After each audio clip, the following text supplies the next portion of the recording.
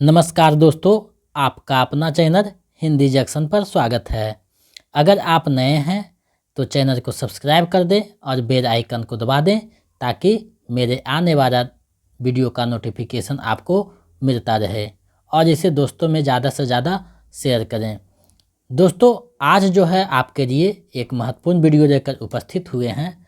तो अगर आप बीपीएससी शिक्षक भर्ती 2.0 का हिंदी विषय के किसी भी वर्ग का तैयारी कर रहे हैं, चाहे टीजीटी हो या फिर पीजीटी हो, तो ये वीडियो आपके लिए महत्वपूर्ण होने जा रहा है, क्योंकि इसमें हम लोग हिंदी व्याकरण के वर्ण और ध्वनि के बारे में विस्तार से जानेंगे कि वर्ण कितने प्रकार के होते हैं, ध्वनि किसे कहते हैं, आदि सारी चीज़ों को हम लोग देखने वाले हैं।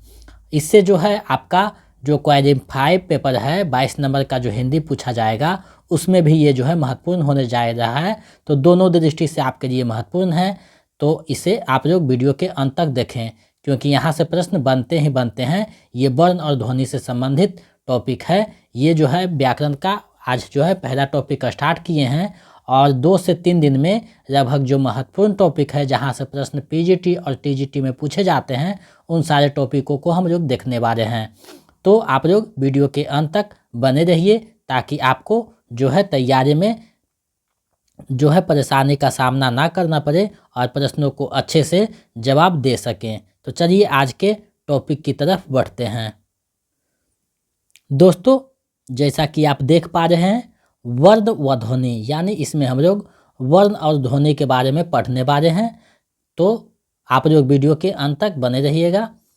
अगर आप मेरे चैनल का जो प्रैक्टिस सेट करवाया गया है, जो नोट्स पढ़ाया गया है, उसका नोट्स लेना चाहते हैं तो आपको हमारे नंबर 7261815307 पे आपको 249 रुपये जो है पे करना होगा। उसके बाद उसका स्क्रीनशॉट इसी नंबर पे भेज देना होगा ताकि मैं आपके व्हाट्सएप पे पीडीएफ उपलब्ध करवा सकूं। हम लोग जो है साहित्य को देख चुके हैं, एससीईआरटी का जो बुक है उसको भी देख चुके हैं और 15 जो प्रैक्टिस सेट है उसको भी देख चुके हैं और जो महत्वपूर्ण नाटक हैं उसको भी देख चुके हैं। कामायनी और नवरत्न से संबंधित जो वीडियो है उसको भी देख चुके हैं। अब हम लोग व्याकरण वाले सेक्शन को देख रहे हैं। इसमें जो है जो महत्वपूर्ण टॉपिक है उसको 1-2 दिन में हम लोग देखेंगे। उसके बाद जो है एक हिंदी का एक व्याकरण का आपको मैराथन करवाया जाएगा ताकि आप लोग 7 तारीख को जो एग्ज़ाम है उससे आप लोग अच्छे से दे सकें।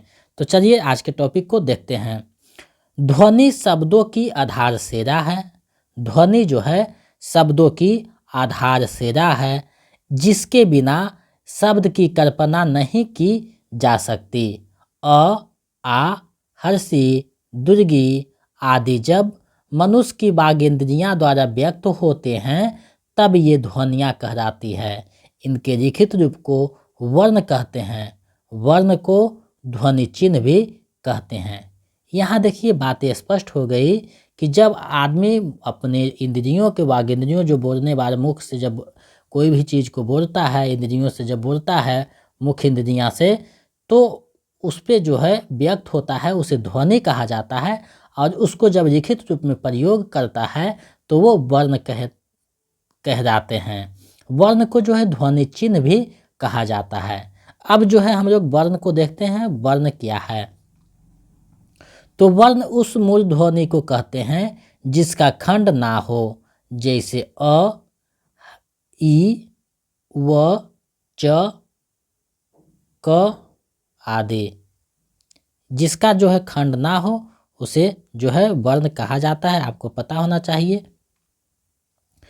पानी शब्द की 2 ध्वनियाँ हैं। यहाँ देखिए एग्जाम्पल में देख सकते हैं, पानी शब्द की 2 ध्वनियाँ हैं, प और नी। इनके भी 4 खंड हैं।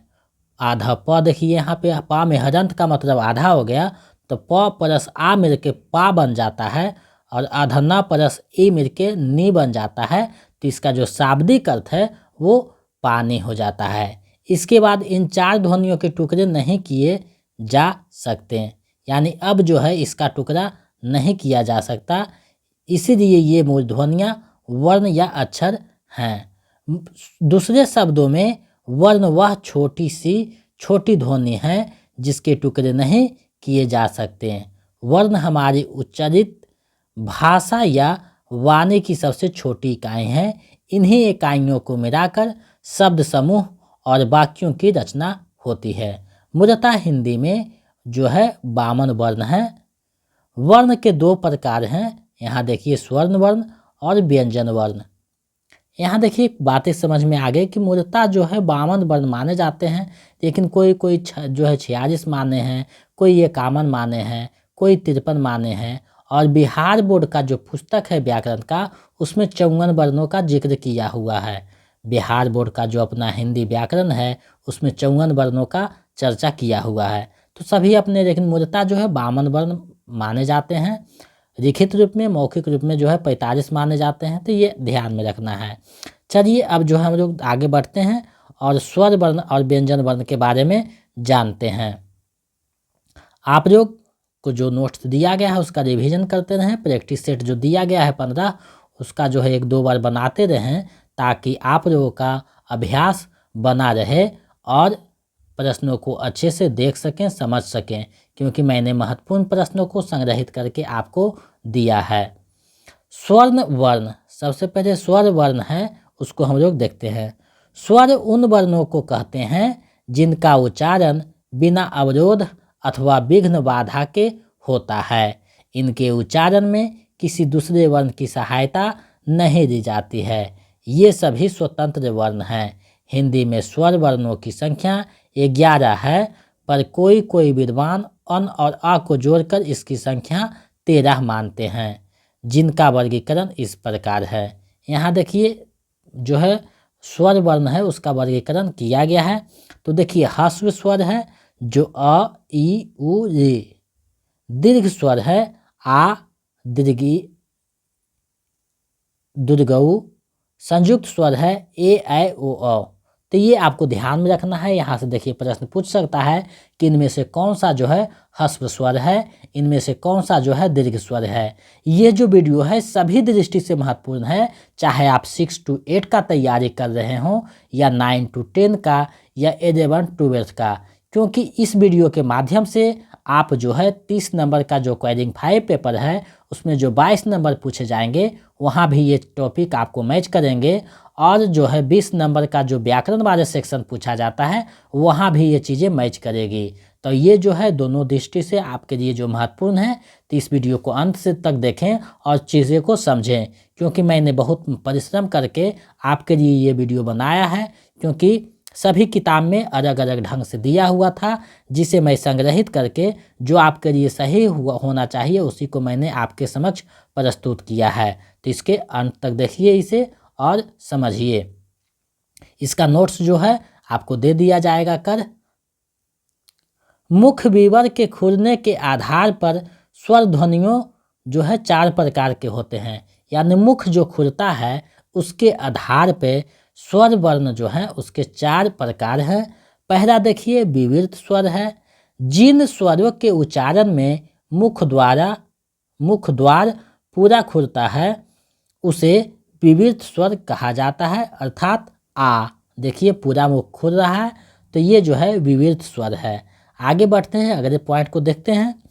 अर्ध विवृत स्वर, जिन स्वरों के उच्चारण में मुख का जो द्वार है आधा खुलता है उसे अर्ध विवृत स्वर कहा जाता है, अर्थात अ, ए, ऐ, ओ, अन, अ। देखिए ऑफिसर, यहाँ देखिए थोड़ा आधा मुंह खुल रहा है, तो ये ध्वनि आपको ध्यान में रखना है, अर्धविवृत स्वर है। उसके बाद आगे जब बढ़ते हैं तो समवृत स्वर है। जिन स्वरों के उच्चारण में मुख द्वार आधा बंद रहता है उसे समवृत स्वर कहा जाता है, अर्थात हर्षी, दुर्गी, हर्षवी, दुर्गु। देखिए यहाँ छोटी ई, बड़ी यू, छोटी यू। तो देखिए ये जो है समवृत स्वर हैं, आपको ये चीज़ ध्यान में रखना है। आगे बढ़ते हैं तो अर्ध समवृत स्वर है। जिन स्वरों के उच्चारण में मुख का जो द्वार है लगभग बंद रहता है उसे अर्ध समवृत स्वर कहा जाता है, अर्थात ए, ओ। इसमें देखिए मुख थोड़ा सा खुलता है, लगभग बंद रहता है, तो ये अर्ध समवृत स्वर है। तो ये आपको ध्यान में रखना है। यहाँ से प्रश्न पूछे जा सकते हैं कि इनमें से कौन सा जो है समवृत्त स्वर है, इनमें से कौन जो है अर्धविवृत्त स्वर है। तो आपको इसके जो है अच्छे से ध्यान में रखना होगा ताकि चीज़ें को समझ सकें। आगे बढ़ते हैं। जीभ के प्रयोग के आधार पर स्वर के 3 प्रकार होते हैं। जीभ के जो प्रयोग है उसके आधार पर स्वर के 3 प्रकार होते हैं, यानी जीभ से जिसका उच्चारण होता है उसके आधार पे 3 जो है प्रकार होते हैं। पहला अग्र स्वर, जिन स्वर के उच्चारण में जीभ का अग्र भाग काम करता है उसे अग्र स्वर कहते हैं, अर्थात हर्षवी, दीर्घी, ऐ। इसमें जीभ का अग्र भाग काम करता है। मध्य स्वर में जीभ का जो है मध्य भाग काम करता है, इसलिए इसे मध्य स्वर कहा जाता है, जैसे अ। पश्च स्वर जो है यानी जीभ का जो पिछला भाग काम करता है उसे पश्च स्वर कहा जाता है, जैसे आ, उ, ओ, औ। तो ये चीज़ें आपको ध्यान में रखना है। ये जो सारे दिए गए हैं ये उस स्वर को चिन्हित करते हैं, यानी यहाँ से पूछेगा कि अग्र स्वर कौन सा है तो आपको यहाँ जो है ये चीज़ों को आपको ध्यान में रखना है। पश्च स्वर पूछ सकता है तो ये चीज़ों को आपको याद भी रखना है। मध्य स्वर पूछेगा तो ये चीज़ को याद रखना है। तो ये सारी चीज़ों को आपको देखना होगा।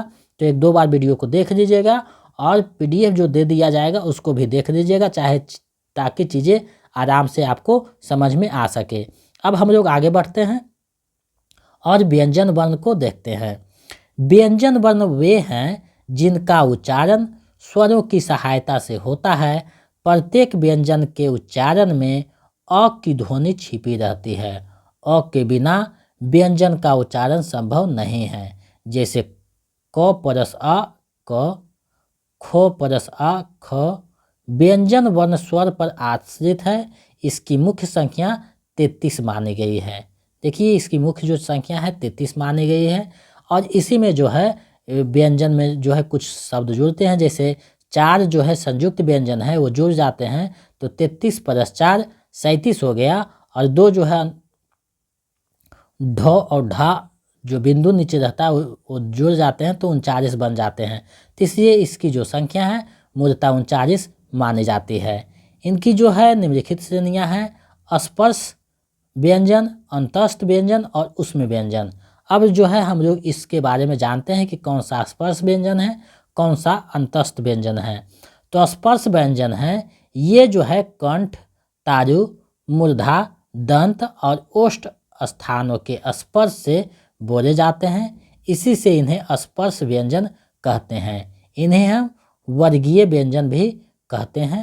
स्पर्श व्यंजन है क वर्ग पूरा, क ख ग घ ङ, च वर्ग पूरा, च छ ज झ ञ, ट वर्ग पूरा, ट ठ ड ढ न, त वर्ग पूरा, त थ द ध न, प वर्ग पूरा, प फ ब भ म।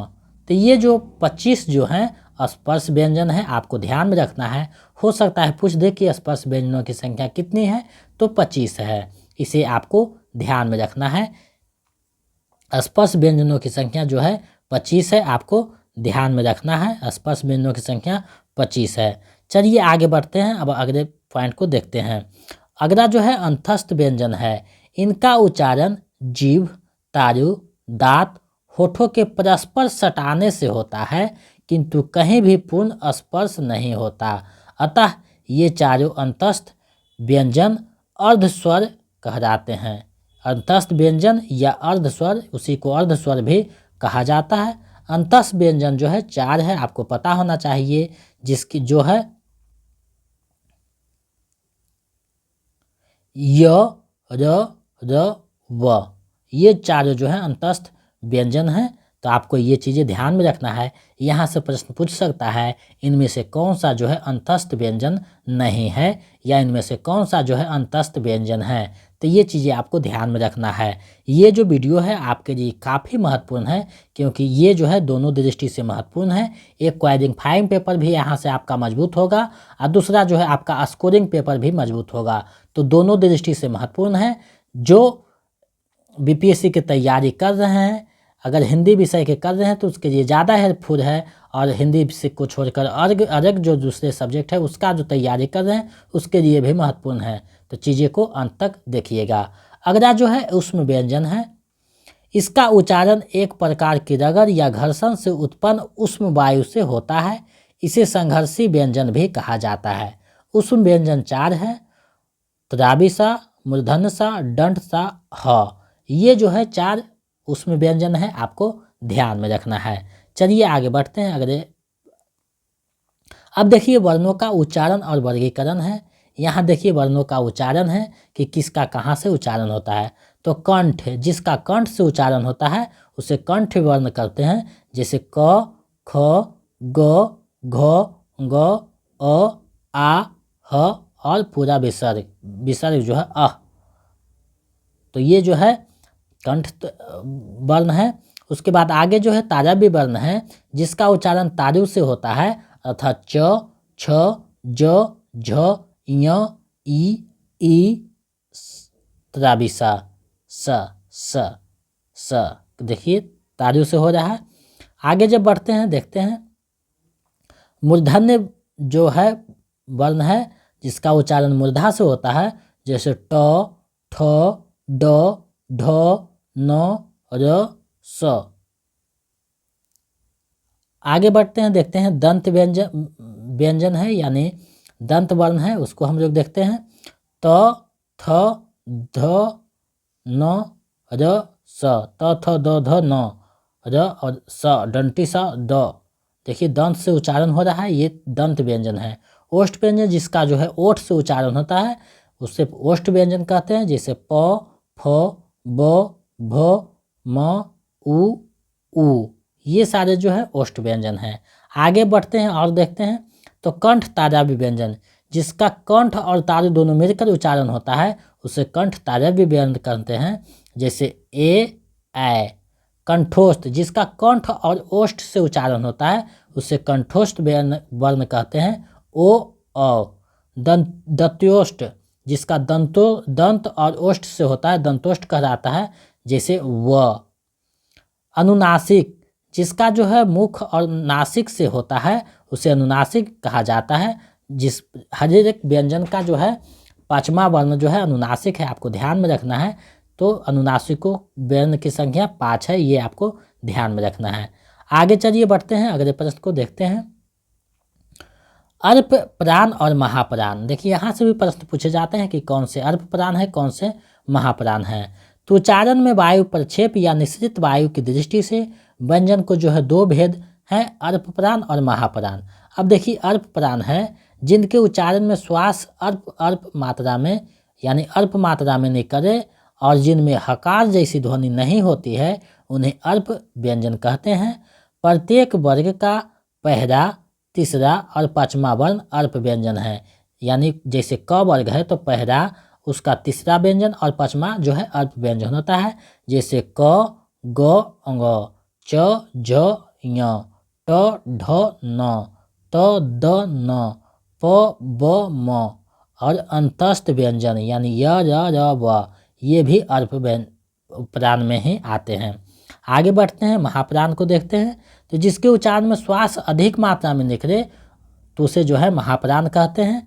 ये जो है प्रत्येक वर्ग का दूसरा और चौथा वर्ण जो है महाप्राण है। जैसे ख, ग, घ, छ, झ, ठ, ढ, थ, ध, प, फ, भ और त्राबिसा, मूर्धन्यसा, दंडसा, ह। ये सारे जो हैं महाप्राण हैं। आगे बढ़ते हैं तो देखिए घोष और अघोष वर्ण हैं। तो बाह्य प्रयत्न के अनुसार वर्णों के 2 भेद होते हैं, घोष और अघोष। यहाँ देखिए पूछ सकता है प्रश्न में कि बाह्य प्रयत्न के अनुसार वर्ण के जो हैं कितने भेद हैं, आपको बताना है। व्यंजनों के कितने भेद हैं, यानी कितने जो है वर्ग में व्यंजन बटे हुए हैं, आपको ध्यान में रखना। तो ये जो है आपको ध्यान में रखना 2 है। घोष, नाद की दृष्टि से जिन व्यंजनों के उच्चारण में स्वर तंत्रियां झंकृत होती है वे घोष कहलाते हैं। अर्थात प्रत्येक वर्ग का तीसरा, चौथा और 5वां अक्षर और सारे स्वर्ण वर्ण जो है, उसके बाद य, र, व और ह, ये सारे जो है घोष वर्ण हैं, आपको ध्यान में रखना है। घोष वर्ण हैं। आगे बढ़ते हैं अघोष वर्ण को देखते हैं। नाद की दृष्टि से जिन व्यंजन वर्णों के उच्चारण में स्वर तंत्रियाँ झंकृत ना हो उसे अघोष कहा जाता है, अर्थात प्रत्येक वर्ग का पहला और दूसरा तथा स, तीनों सा, दंड सा, मूर्धन्य सा और त्राप सा, ये सारे जो हैं अघोष हैं। अब देखिए निम्नलिखित आरेख से हम सारे बिंदुओं को समझ सकते हैं। जितना हम अभी बताए हैं वो सारे बिंदुओं को यहाँ से देख सकते हैं। ये जो डायग्राम है आपके लिए बहुत ही महत्वपूर्ण है। अगर दिमाग में ये डायग्राम चित्रित हो जाएगा तो आप घोष, अघोष, महाप्राण, उच्चारण स्थान सारे चीज़ों को समझ सकते हैं। यहाँ देखिए अघोष दिए हैं, यानी ये दो लाइन है इसमें अघोष भी है। ये सारे जो हैं बताए गए हैं जो यहाँ से वो सारे घोष हैं, तो ये आपको देखना है। यहाँ देखिए उच्चारण स्थान सामने जो है उच्चारण स्थान है, ये अल्पप्राण महाप्राण जो है दिया हुआ है, तो आप देख सकते हैं। यहाँ देखिए अंतस्थ व्यंजन है, ह्रस्व है, दीर्घ है, संयुक्त है, तो ये सारे चीज़ों को देख सकते हैं यहाँ से।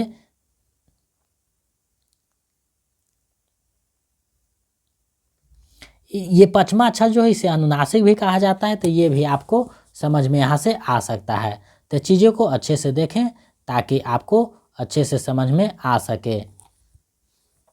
तो देखिए यहाँ देखते हैं, देखिए क जो है उसका उच्चारण जो है कंठ से होता है, ये अल्पप्राण है और अघोष है। उसके बाद देखिए ख जो है महाप्राण है लेकिन अघोष है, इसका उच्चारण कंठ से होता है। ग जो है अल्पप्राण है लेकिन यह अघोष है, उच्चारण स्थान कंठ है। उसके बाद देखिए घ है महाप्राण है, इसका जो है उच्चारण स्थान कंठ है और ये जो है घोष वर्ण है। तो इस यहाँ देखिए आगे बढ़ते हैं। सारे चीज़ आप यहाँ से जो ऊपर में हम पढ़ाए हैं इस डायग्राम से आप अच्छे से देख सकते हैं और समझ सकते हैं चीज़ें को। तो इसको अच्छे से देखिए और समझिए कि किसका उच्चारण कहाँ है, कौन से कौन वर्ण जो है क्या है, आपको पता चल जाएगा।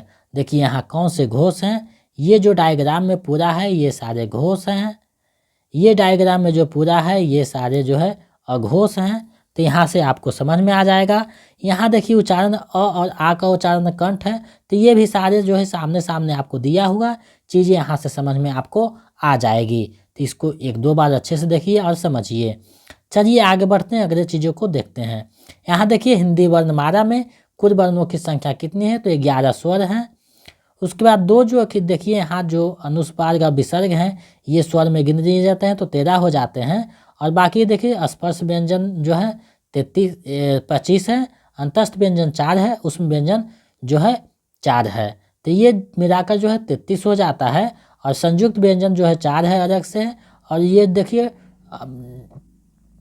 ढ के नीचे बिंदु और ड के नीचे बिंदु होकर 2 वर्ण बनते हैं, तो ये हैं। तो ये सारी चीज़ों को जोड़कर मूलतः 52 वर्ण लिखित दृष्टि से 52 और मौखिक से 45 माने जाते हैं। ये चीज़ें आपको ध्यान में रखना है। अगर पूछेगा कि किसी के नाम लेकर कि इसके अनुसार कितने व्यंजन हैं, तो ये इसमें आपको फंसा सकता है। लेकिन कहीं भी आपका जब स्वर का चर्चा हो तो 11 मारिएगा, व्यंजन का चर्चा हो तो 33 मारिएगा, और लिखित शब्दों की वर्णों की संख्या हो तो 52 मारिएगा, और मौखिक वर्णों की संख्या कितनी है, तो 45 है मौखिक वर्णों की संख्या। तो 45 जो है मौखिक वर्णों की संख्या, तो ये मौखिक वर्णों की संख्या 45 मांगिएगा।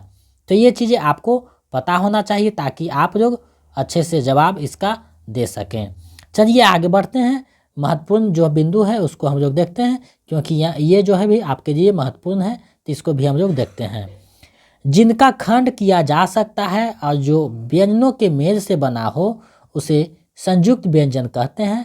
अर्थात जैसे आधा क और संयोगी छ मिल तरा विषा मिलकर संयोगी छ बनता है, आधा त और रा मिलकर तरा बनता है, आधा ज और या मिलकर ज्ञा बनता है। यहाँ देखिए आधा स, यहाँ हरंत छूट गया है, आधा स और रा मिलकर जो है सदा बनता है। तो ये 4 जो है संयुक्त व्यंजन है, आपको ध्यान में रखना है। छ, त्र, ज्ञ, स्र, ये 4 जो है संयुक्त व्यंजन है। केंद्रीय हिंदी निदेशालय ने हिंदी की मानक वर्णमाला में मूलतः 11 स्वर और 35 जो है व्यंजन ध्वनियों को स्थान दिया है, यानी 11 स्वर और 35 जो है व्यंजन ध्वनियाँ माना है। तो ये आपको ध्यान में रखना है।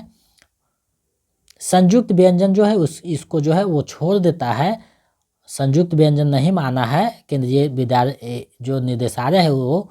तो इसमें जो है 11 स्वर जो हम बताए हैं 11 स्वर, और जो है इसमें 35 व्यंजन, जिसमें 33 व्यंजन आपको बताया गया, और 2 जो है ढ और ढ जो मिलाकर 2 बनता है उसको जोड़ा गया है तो 35 हो जाता है, तो ये माना है। आगे देखिए अगला पॉइंट है, ऐसे वर्ण जिनमें स्वर और व्यंजन दोनों के गुण पाए जाते हैं उन्हें आयोग वाह वर्ण कहते हैं, जैसे अन और आह। देखिए यहाँ से भी प्रश्न पूछे जाते हैं, इनमें से कौन सा जो है आयोग वाह वर्ण है, तो अन और आह जो है आयोग वाह वर्ण है, आपको ध्यान में रखना है। चलिए आगे बढ़ते हैं, अगले पॉइंट को देखते हैं। ओम में जो लंबा घिसकर ओम बोला जाता है उसमें अ का जो है ध्वनि पुनरावृत्ति होती है, उसे पारित स्वर कहा जाता है, ये आपको ध्यान में रखना है। अनुस्वार वास्तव में नासिक व्यंजन है, जिसमें अध अंग अधय अधन अधम आदि का जो प्रतिनिधि करता है। यानी आपको पूछेगा इनमें से कौन सा जो है अनुस्वार है, तो आधा आधा जो न रहेगा अधमा हरंत लगा रहेगा तो सारे जो है अनुस्वार हो जाएगा, तो ये आपको ध्यान में रखना है।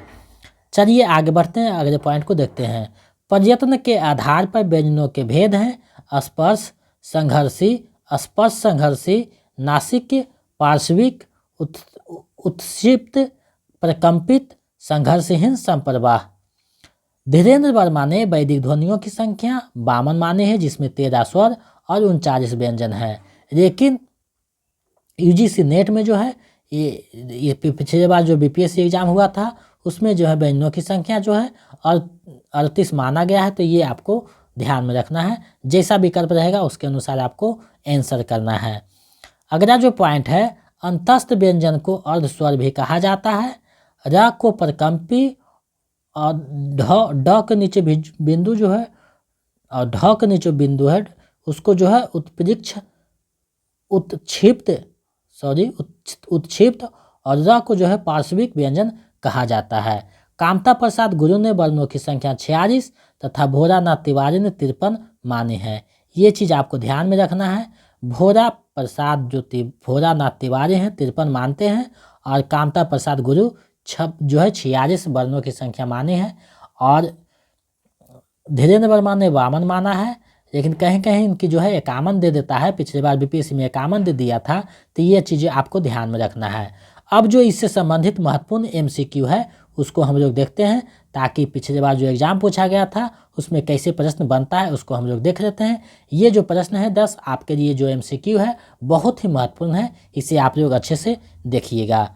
य र व व्यंजनों को कहते हैं, ये जो सारे वर्ण है उसे कौन सा व्यंजन कहते हैं आपको बताने हैं। ये जो व्यंजन है कौन सा व्यंजन है, तो इसे जो है अंतस्थ व्यंजन कहा जाता है, विकल्प ख सही हो जाएगा। चलिए आगे बढ़ते हैं, अगले प्रश्न को देखते हैं। आप लोग को जितना नोट्स दिया गया है उसका रिवीजन करते रहें, जो बुक बताया गया उसका भी रिवीजन करें, और ग्रामर के जो मुहावरे, लोकोक्ति, विपरीतार्थक शब्द, पर्यायवाची शब्द है उसको देखें, क्योंकि वो सारे का जो क्षेत्र है बहुत विशाल है।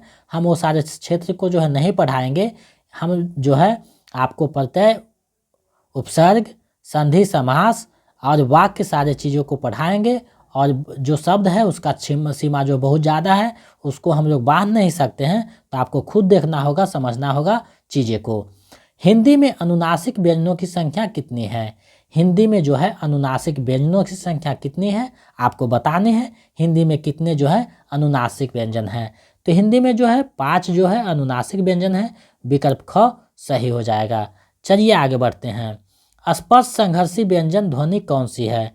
स्पर्श संघर्षी व्यंजन ध्वनि कौन सी है आपको बताना है, तो इसका जो है झ स्पर्श संघर्षी व्यंजन है, विकल्प ग सही हो जाएगा। चलिए नेक्स्ट प्रश्न को देखते हैं। निम्न में कौन जो है संयुक्त व्यंजन है? निम्न में कौन जो है संयुक्त व्यंजन है आपको बताना है, इनमें से कौन जो है संयुक्त व्यंजन है। तो देखिए छ, त्र, किया, ये तीनों जो है संयुक्त व्यंजन है, विकल्प घ सही हो जाएगा। इसमें एक व्यंजन और आता है स्र, ये भी जो है संयुक्त व्यंजन है, तो ये भी आपको ध्यान में रखना है। तो इसका जो सही आंसर है विकल्प घ हो जाएगा, उपयुक्त में से एक से अधिक। चलिए आगे बढ़ते हैं, अगले प्रश्न को देखते हैं। हिंदी वर्णमाला में व्यंजनों की संख्या कितनी है? हिंदी वर्णमाला में व्यंजनों की संख्या कितनी है? तो आपको बताया गया था हिंदी में मूलतः जो है 33 व्यंजन है। विकल्प ख सही हो जाएगा।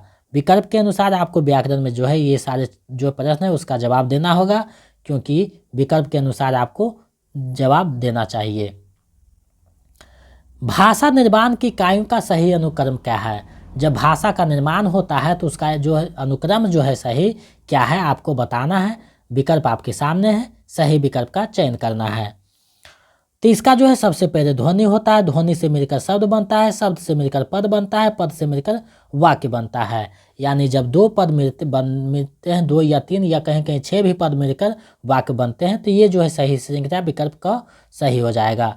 ये आपको ध्यान में रखना है, हो सकता है आपको दे सजाने के लिए। यहाँ देखिए हिंदी वर्णमाला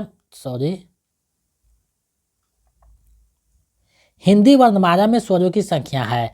हिंदी वर्णमाला में स्वरों की संख्या कितनी है आपको बताने हैं। तो हिंदी वर्णमाला में स्वरों की संख्या जो है 11 मानी जाती है। विकल्प ख सही है। और अन और अह जोड़कर जो है अनुस्वार और विसर्ग जोड़कर जो है 13 मानी जाती है। 13 विकल्प में नहीं है, तो 11 को आप लोग फॉलो करिएगा। चलिए आगे बढ़ते हैं। निम्नलिखित में कौन जो है पार्श्व स्वर है आपको बताना है। इनमें से कौन सा जो है पार्श्व स्वर है? तो इसमें देखिए आ जो है पार्श्व स्वर है, आपको ध्यान रखना है। विकल्प ग सही हो जाएगा। चलिए आगे बढ़ते हैं। अनुनासिक व्यंजन होते हैं। अनुनासिक व्यंजन होते हैं वर्ग के प्रथम अक्षर या वर्ग के तृतीय अक्षर या वर्ग के पंचमाक्षर। तो किसी भी वर्ग के पंचमाक्षर जो है वो अनुनासिक होते हैं। विकल्प ग सही हो जाएगा। चाहे क वर्ग दे दीजिए, चाहे ख वर्ग दे दीजिए, च वर्ग दे दीजिए, चाहे ट वर्ग दे दीजिए, सारे के जो पंचमाक्षर है वो अनुनासिक है। ये आपको ध्यान में रखना है। चलिए इस वीडियो का अंतिम और 10वां प्रश्न देखते हैं। भाषा की सार्थक लघुत्तम इकाई किसे माना जाता है? भाषा की जो सार्थक लघुत्तम इकाई है किसे माना जाता है आपको बताना है। जिससे सार्थक मतलब जिसका अर्थ निकले। आपको जो है प्रश्नों को देखना होगा, शब्दों में फंसाएगा तो आप लोग शब्द को अच्छे से समझकर जवाब दीजिएगा, ताकि जो प्रश्न जान रहे हैं उसका भी आंसर गलत ना हो। तो देखिए सार्थक लघुत्तम इकाई यानी जिसका अर्थ निकल रहा हो, तो उसका जो सबसे लघुत्तम इकाई शब्द है, क्योंकि वर्ण का कोई अर्थ नहीं होता लेकिन शब्द का जो है अर्थ होता है। तो उसका जो सही आंसर है विकल्प क हो जाएगा, शब्द। तो ये आपके सामने जो है व्याकरण का टॉपिक वर्ण और ध्वनि को प्रस्तुत किया, उससे संबंधित जो MCQ था उसको भी प्रस्तुत किया। हमें आशा है कि ये आपके जो है तैयारी में महत्वपूर्ण भूमिका निभाएगा, क्योंकि ये जो है दोनों दृष्टि से महत्वपूर्ण है।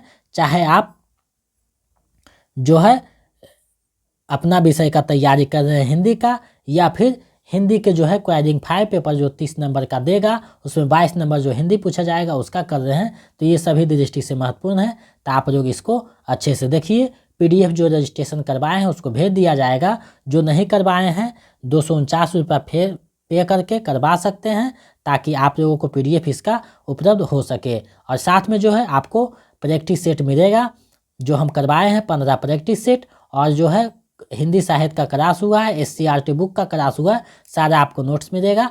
तो आप उससे देख सकते हैं, समझ सकते हैं, तैयारी कर सकते हैं।